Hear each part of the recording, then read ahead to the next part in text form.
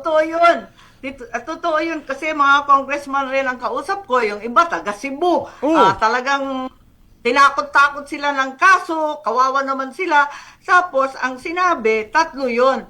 Isa, 20 million pesos na in cash.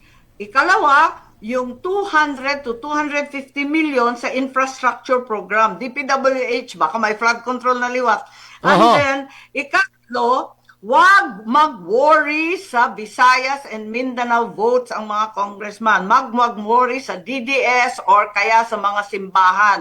Wag kayong mag-worry dyan kay waray eleksyon. No L ang sinasabi nila. Pag Aha. pumalpak ang impeachment, tapos tuloy-tuloy pa yung eleksyon, ang mangyayari, hahabaan na lang ang term. Ikakasa ang CONAS. So, Aha. eto na, papalitan ng konstitusyon, dagdagan ng 3 taon ang mga congressman, pati ang Pangulo, 3 taon na dagdag, at yung election, if ever, pang local positions lang.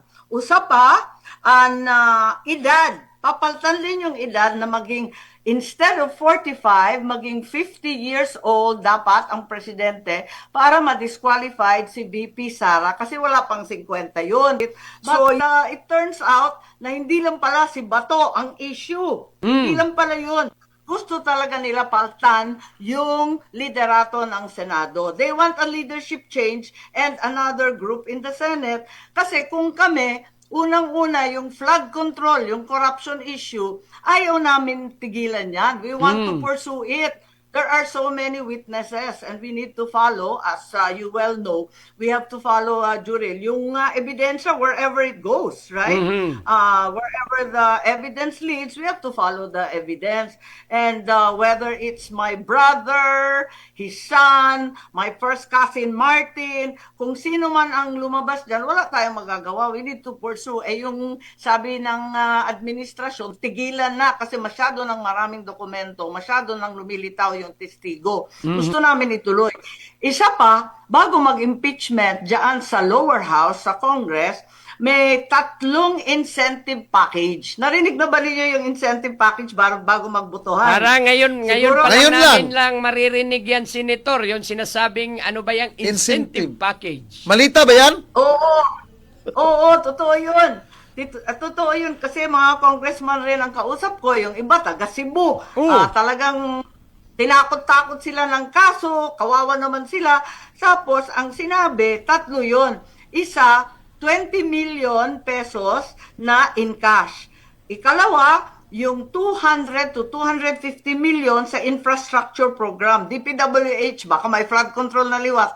And Aha. then, ikatlo, wag mag-worry sa Visayas and Mindanao votes ang mga congressman. Mag-worry sa DDS or kaya sa mga simbahan. Wag kayong mag-worry dyan kay waray eleksyon. No L ang sinasabi nila. Pag Aha. pumalpak ang impeachment, tapos tuloy-tuloy pa yung eleksyon, ang mangyayari, hahabaan na lang ang term. Ikakasa ang CONAS. Aha. So, eto na, papalitan ng konstitusyon, dagdagan ng 3 taon ang mga congressman, pati ang Pangulo, 3 taon na dagdag, at yung election, if ever, pang local positions lang. Usa pa, ang edad, papalitan din yung edad na maging instead of 45, maging 50 years old dapat ang presidente para ma-disqualified si VP Sara kasi wala pang 50 yun. So yun ang sinasabi. Kaya mataas, high stakes, very high stakes ang pustahan pala sa leadership of the Senate. Yung flood control na makukulong, tapos eto pa, yung impeachment ay hindi pala ng dahilan, term extension pala ang gusto. Aha. Galit na galit ang Pilipino sa term extension. Kung may nakakaintindi niyan, ako, nangyari na yan sa atin.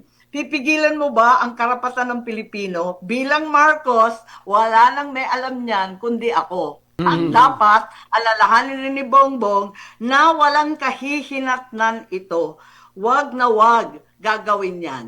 May naririnig din kami, Senator, na nagkita daw itong si Speaker Bujidi at saka itong si former Senate President Tito Soto talking about this Constituent Assembly. Ito na ba yung sinasabi nyo po?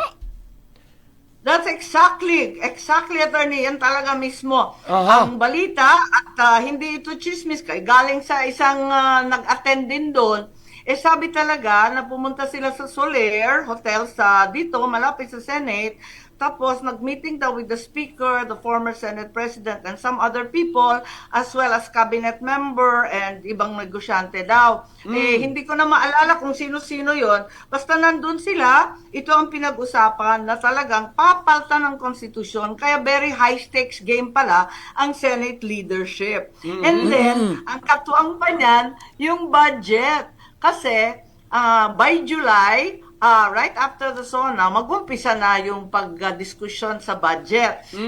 Yung budget na yan na yung pang-CONAS, yan pa ang pang-eleksyon ng 2028 kung hindi makasa. So marami talagang nakatenga. Very, very high price for the leadership of the Senate. Kaya pinapakialaman at ngayon tinatakot lahat ng mga senador. Biglang may kaso si Senator Jinggoy, biglang binuhay yung kaso sa COMELEC ni Senator Cheese. Hindi ito first time ko narinig itong term extension. Actually, nagpa-interview si BP Sara sa Dahig sa Netherlands. Sinasabi na rin niya na ito daw yung reminder ni PRRD na hindi na talaga bababa sa pwesto yung kapatid niyo po, Senator, no? Kasi yun nga, may term extension yung sinasabi na ganyan. So, ngayon pala, talagang nangyayari na ito. Meron pala ito sa incentive package na unang ipina-promise sa mga congressmen.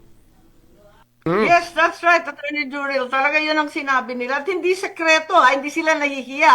Wala silang kahihiya. Talagang bukas yung usapin. Huwag kayong matakot sa mga simbahan. Huwag kayong matakot sa mga Bisaya at Mindanawan. Huwag kayong matakot sa DDS. Kami ang bahala. May dagdag kayong 3 taon. 2031 ang magic number. Isipin mo, grabe talaga ito, ibang usapan. Kaya pala, ginugulo kami sa Senado. Akala namin gusto lang nila si Bato. Sabi ko, wala namang problema kay Bato, basta yung ICC warrant, foreign warrants cannot be issued or enforced here in the Philippines. Alam naman ni Attorney Juril yan. Kailangan dalhin yan sa korte na Pilipino. At hindi ko alam kung ano yung papel ng NBI, bakit sila umeksena doon. Samantalang ang alam ko, ang ICC, i-enforce ng Interpol, sasabihin yung transnational crime, yung PCTC, tapos mag-a-apply ng warrant. Yun naman yun, sundan ng proseso, walang gulo. Bakit ganito? Yung pala, may gulo kasi iba nang usapin.